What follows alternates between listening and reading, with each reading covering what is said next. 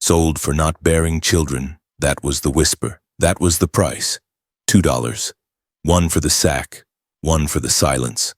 The girl stood barefoot in the town's dirt square, sun cracked. Cattle-eyed stares circling her like buzzards.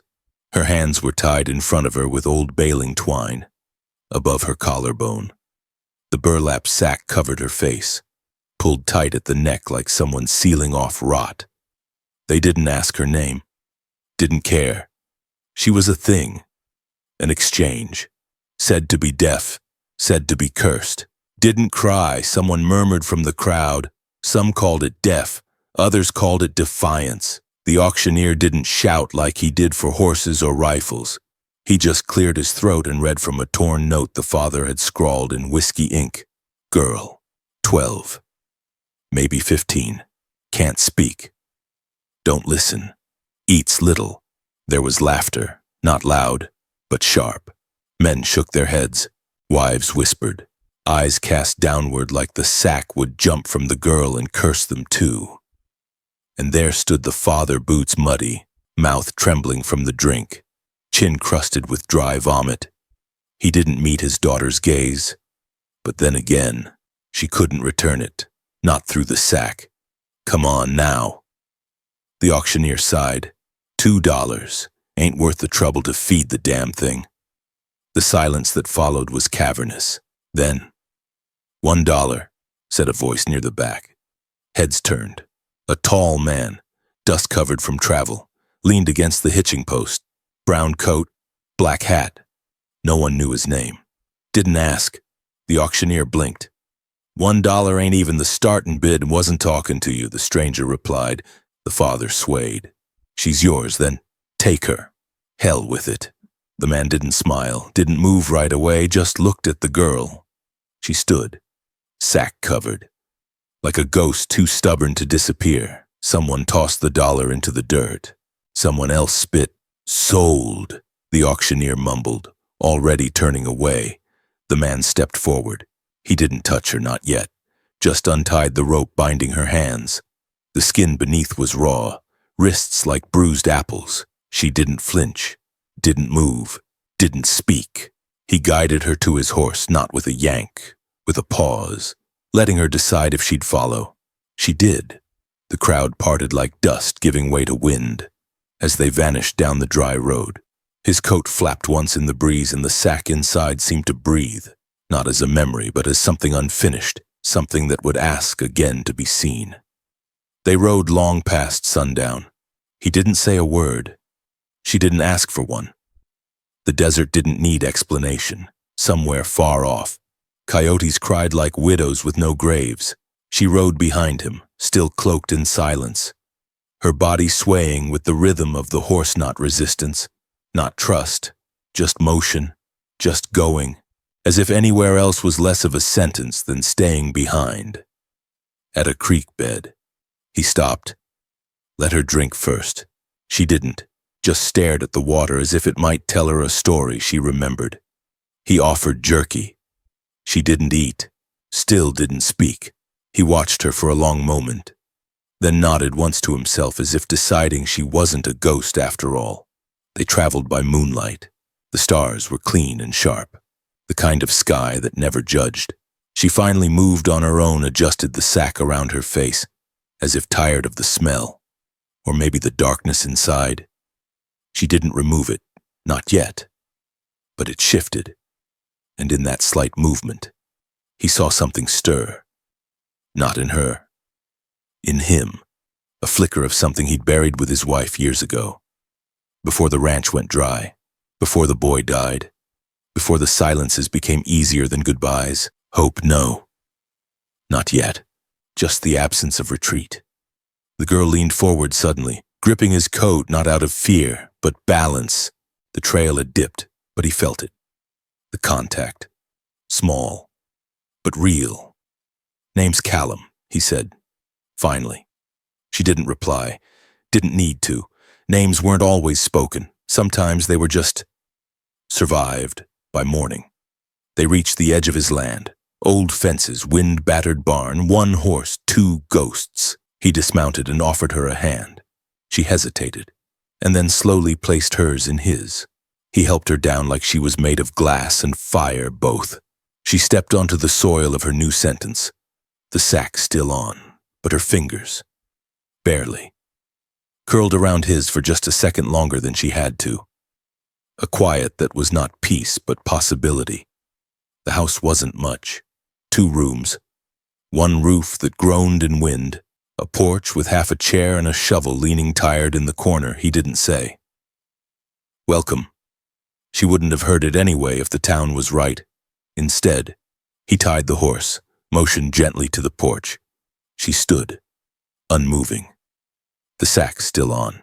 He went in first, boots slow on the creaking floorboards, letting the door stay open behind him, like an invitation without the pressure of a question. A moment later, she followed, inside. It smelled like pine ash and solitude. The hearth was cold, but neat. A rifle hung above it, polished and untouched. She didn't look around like most would, didn't scan for exits or threats. She stood still, listening if she could. Callum moved through the space like he was used to being quiet, a man who hadn't heard his own voice bounce off walls in weeks.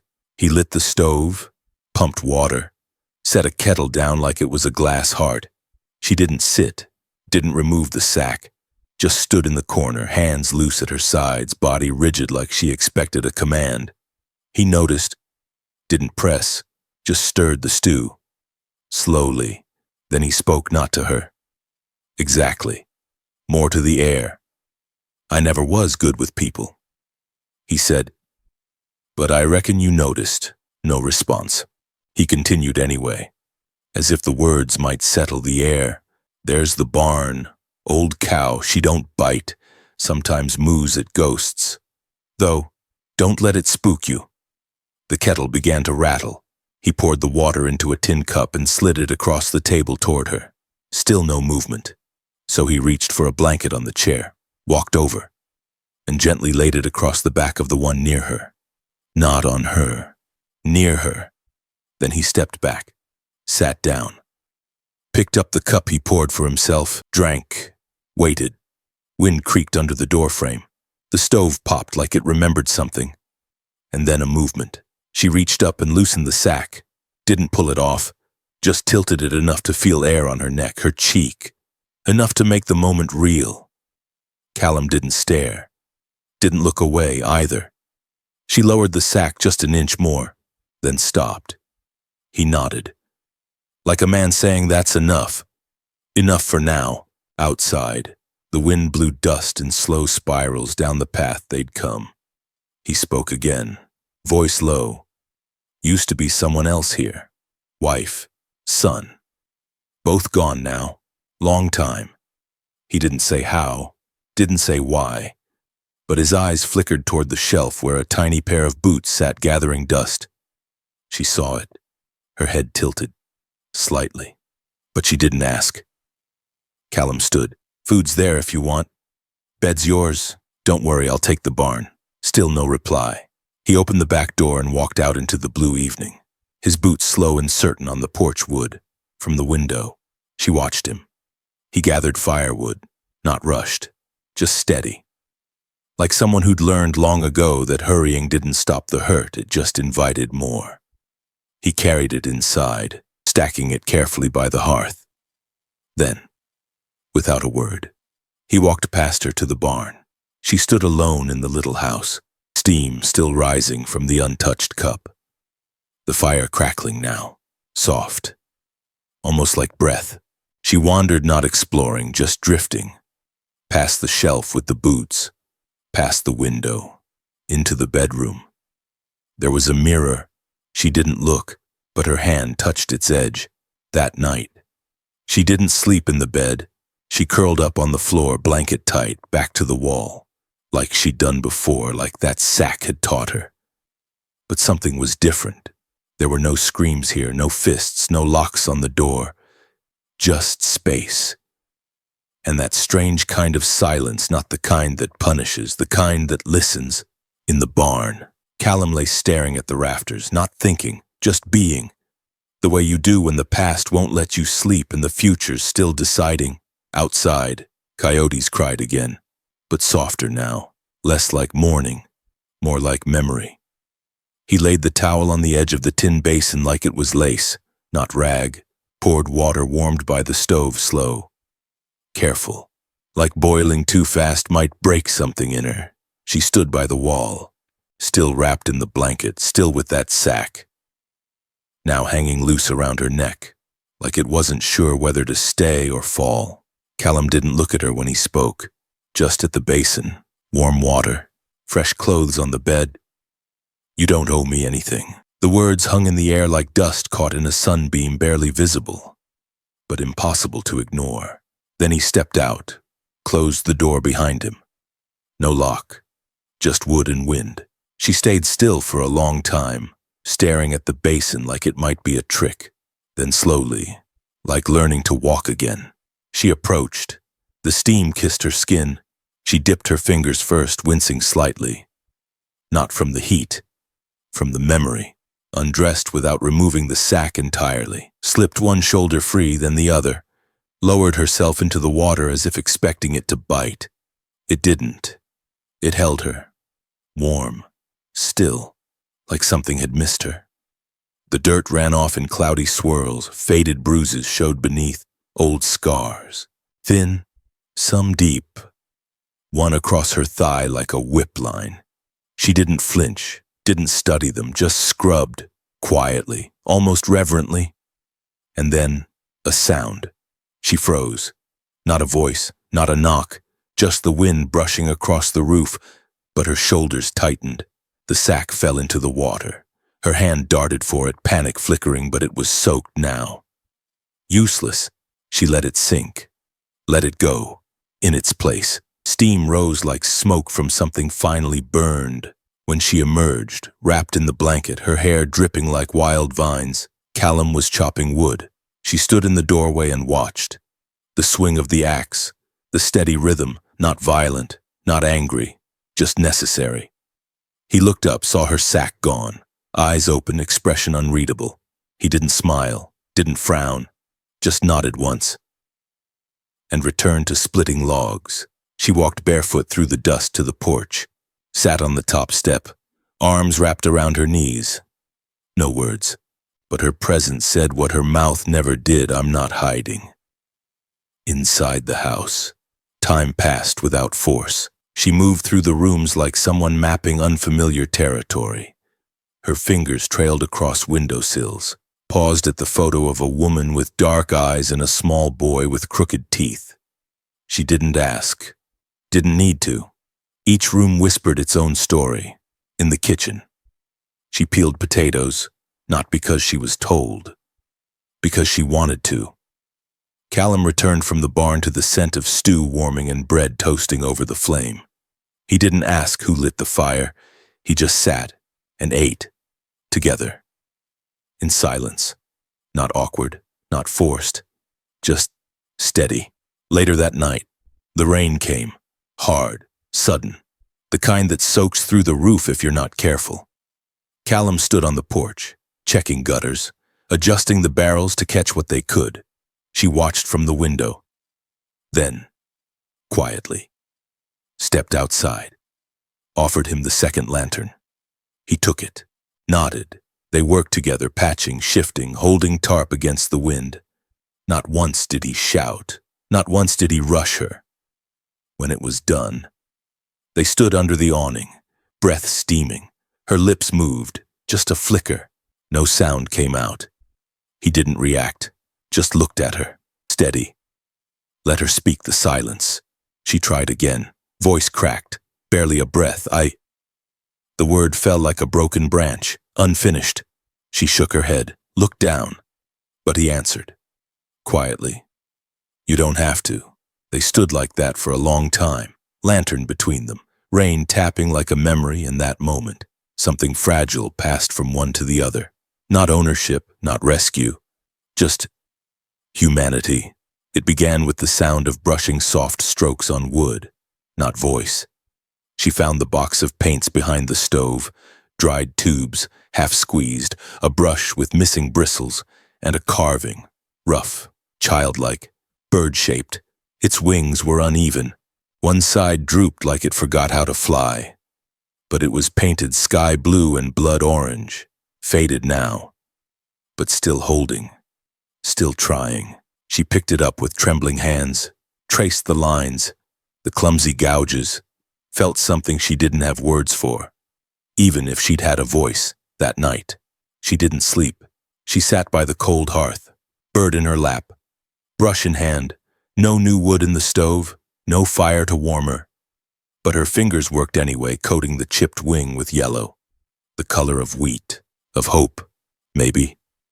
At dawn, Callum saw her there. He didn't interrupt, didn't ask where she found the bird. He just watched from the doorframe, one hand resting on the handle. When she noticed him, she tensed, hid the carving in her lap, but he stepped forward and placed something beside her on the table, a fresh piece of pine, sandpaper, a carving knife, then walked away. It was the first gift she'd received that didn't come with a bruise. She stared at it for a long time, like it might vanish if she blinked. Then, slowly, her fingers found the knife, not to harm, to shape in the days that followed. She carved in silence, at first, just forms, shapes, then birds. Always birds, each one with a slightly straighter wing, each one a little braver. Callum never commented, but the shelf by the window started filling. Painted wood figures beside the boots, flight beside loss. He cleaned the barn, repaired the fence, and at night, read a book he never seemed to finish. One page a night, like the words might spoil if rushed. Sometimes. She watched him read, not because she understood, because the quiet in his brow made her feel like the world could slow down, just enough. Then came the storm, the kind with thunder that cracks like bones, lightning that carves the sky open. She panicked, rushed to the corner of the room, hands over her ears, fell to the floor curled, gasping without sound. Callum dropped the lantern, ran to her. He knelt beside her, but didn't touch, just placed his palm flat on the floor beside her hand. She stared at it, shaking. Then she moved hers, not into his, just close, close enough to share the floor. The storm screamed, and she didn't. That night, he didn't go to the barn. He stayed seated by the wall, watching over her until morning. When the sun came, she placed a new carving on his plate, a horse this time, strong, unpainted. He didn't ask if it was him. She didn't need to say it. Later that week, she opened the drawer in the kitchen, the one she hadn't touched, found a stack of letters, yellowed, unsent, written in a trembling hand. She didn't read them, couldn't. But she held one to her chest, closed her eyes, and wept for the first time since she arrived, tears that didn't shake, just rolled, like rain finally making it to the root. That night, she stepped onto the porch. Callum sat sharpening a blade. She sat beside him, tapped his knee. When he looked over, she pointed to herself, then mimed a bird in flight, then tapped her chest, then touched the wooden bird in her pocket, a name, or maybe a memory. Either way, he understood.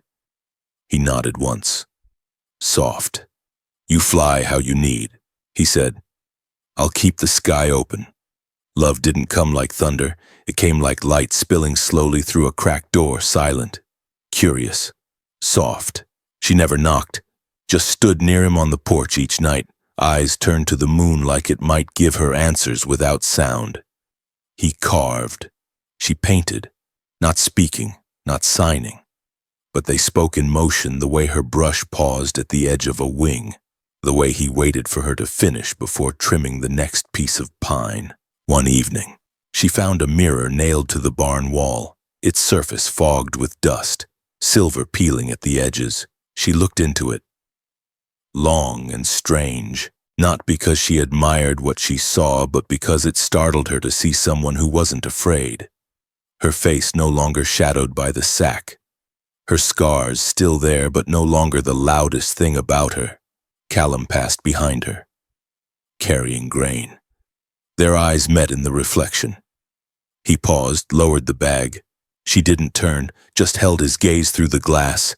and in that stillness something deep unlatched. That night by the fire, they sat closer than usual. The air between them wasn't empty. It pulsed. She reached for his hand, not by accident, not in hesitation. Placed her fingers gently atop his. He didn't speak, but his thumb brushed hers in reply. One movement. A vow. Then she signed a word. One hand over her heart, a twist of her wrist. He didn't know what it meant, but he felt it. Like the way your chest tightens when truth walks into the room uninvited. After, she walked to the shelf and picked up one of the birds, held it toward him, not to give, to share. He took it with both hands, looked at her as if she had just given him back something he thought buried with his son. That night, he didn't sleep in the barn. She had left the door to the house ajar, a single candle burning in the window. He stepped inside, boots silent on the floor. She stood by the table, not dressed for invitation, just wrapped in that old blanket, her hair loose, eyes waiting, but not begging. She stepped closer, stopped within inches and looked up at him. Her lips parted, no words, just breath. Then softly, her fingers touched his chest. A question. His hand came to rest on hers. A reply. There was no kiss. Not that night. Just stillness. Like standing on the edge of a cliff and knowing the air beneath would hold you. He whispered, "You don't owe me anything." She signed again, two fingers brushing her chin, then pointing to him. His throat caught. "Yours?" he asked, voice low, shaken. She nodded. It wasn't a possession. It was a homecoming. Later, she lay beside him on the floor, blanket shared, their backs to the cold wall. He watched the fire fade. She watched the shadows dance, her head rested on his shoulder. Not to sleep, to listen. Not with ears, but with trust. Sometime before dawn, she reached for his hand again, intertwined their fingers, and this time, she didn't let go. The next morning, the town whispered they had seen her, uncovered, walking beside him, not behind, beside. A storekeeper muttered. That the deaf girl, another spat. Ain't deaf no more, is she?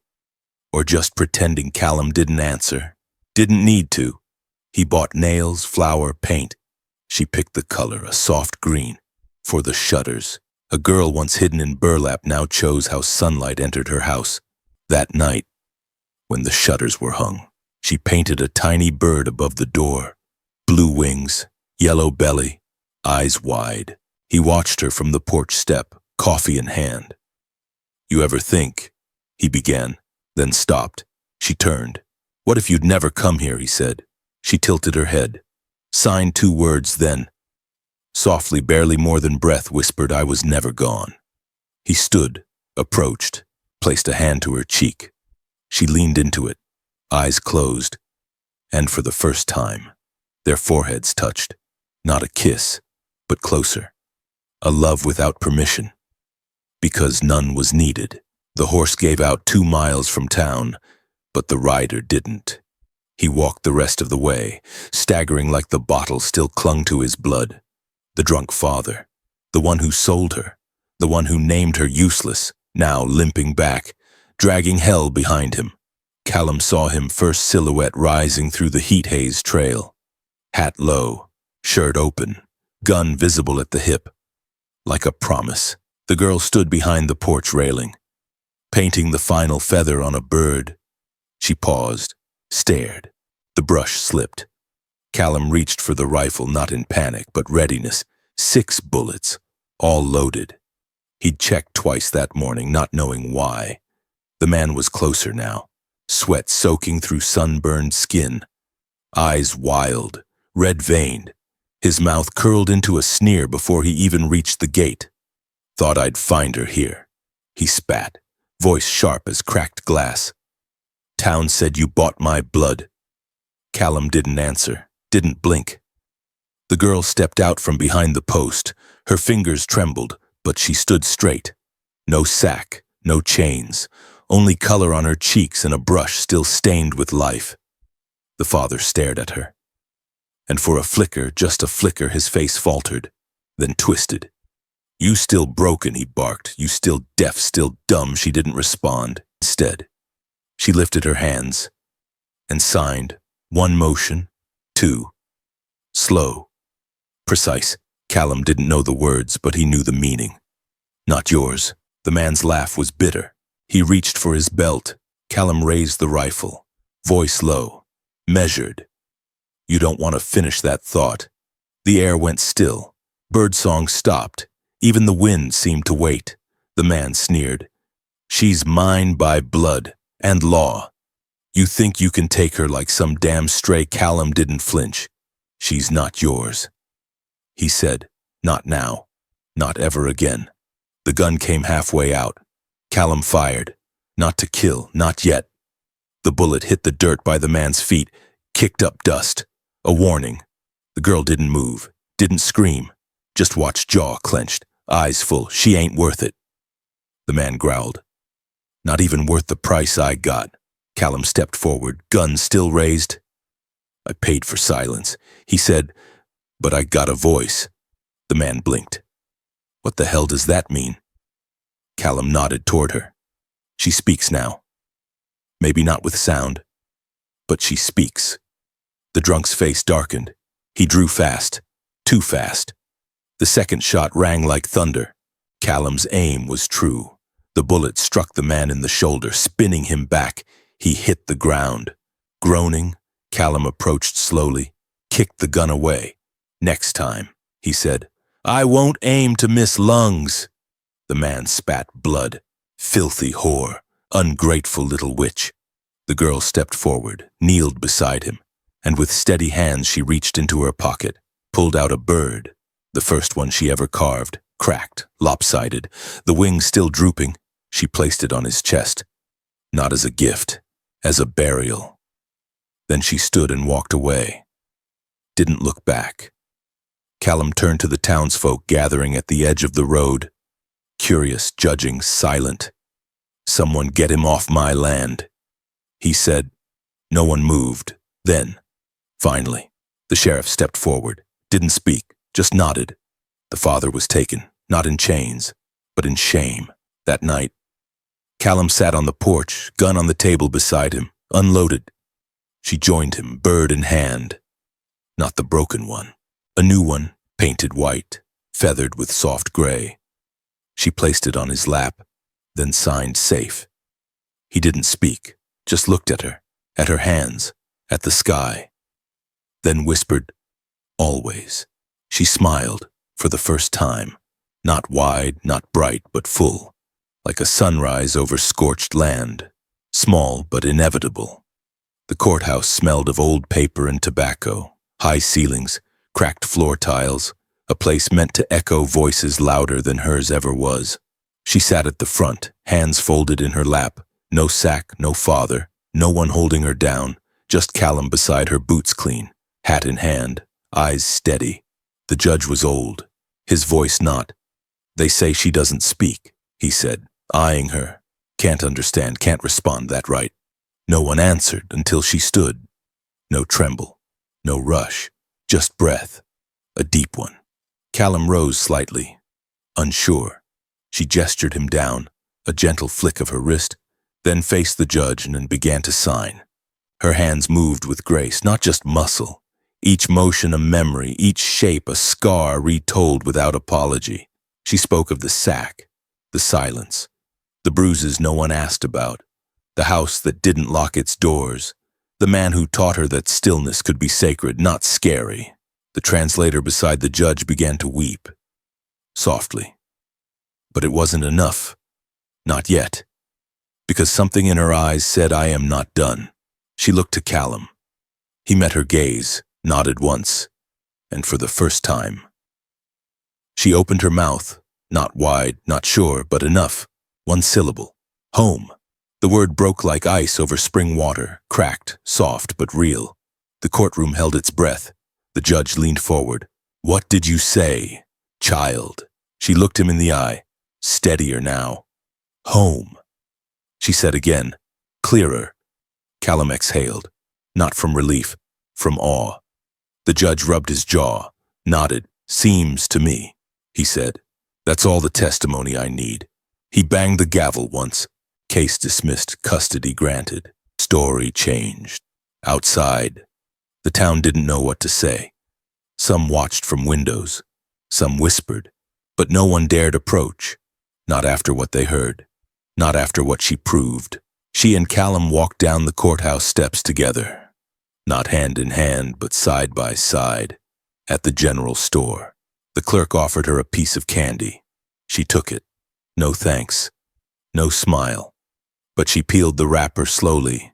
Like tasting sweetness wasn't just a flavor, but a victory. That evening, back at the ranch, she placed a new carving on the shelf. A girl, not perfect, not pretty, but upright, eyes open, hands raised in motion. Below it, she painted one word in careful letters, heard. Callum stood beside her, watched her paint, then picked up the carving and placed it beside the boots, the birds, the horse, and smiled. "I'll build you a workshop," he said. "A real one." She nodded, then signed together. Spring came early that year. Wheat grew higher than expected. The cow gave birth to a stubborn calf. Birds nested on the porch beam. She fed them crumbs, named each one with signs only she and Callum understood. He kept reading his book, 1 page a night. But now, she read over his shoulder, sometimes mouthing the words, sometimes just watching the way his eyes softened at certain lines. One night, she touched his face, traced the curve of his brow, then leaned in and kissed him. No sound, just warmth, no rush, just arrival. They stayed that way for a long time, in silence, in salvation. Some people believe love must be loud to be real, that voices prove existence, that scars only matter when screamed. But sometimes, the most powerful transformation happens in stillness, in the hand that doesn't strike, in the door that doesn't lock, in the man who doesn't demand, but waits. This story isn't about a girl who couldn't speak. It's about a world that never listened, and one man who finally did. We often think salvation looks like rescue, dramatic, urgent, but often it's simpler. It's a cup of warm water, a wooden bird on a shelf, a porch light left on, and perhaps most haunting of all is that many of us pass by someone every day whose silence is not emptiness, but echo, a silence full of words too frightened to form. If you're reading this, maybe you've felt it, maybe you are it. But hear this. You are not your silence. You are not your scars. You are not the sack someone once forced over your light. And if you are lucky enough to find someone who listens, even when you say nothing, hold them close, because in the wild west of the soul, that is where home begins.